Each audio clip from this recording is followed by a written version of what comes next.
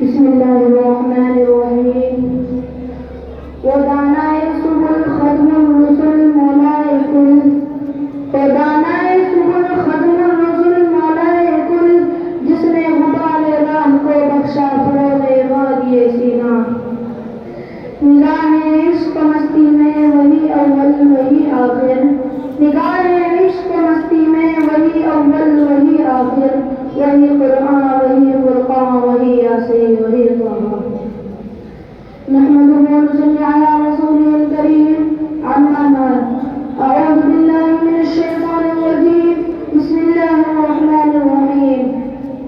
لقد كان لكم في رسول الله أسوة حسنة صدق الله العظيم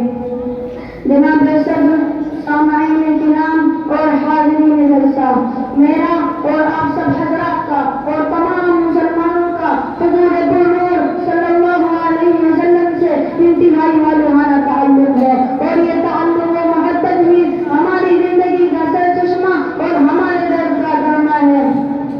اس لیے آج کی اس نورانی محفل میں رحمت للعالمین صلی اللہ علیہ وسلم کا تذکرہ کر کے ان کے خوشا چینوں اور عقیدت مندوں میں شامل ہونا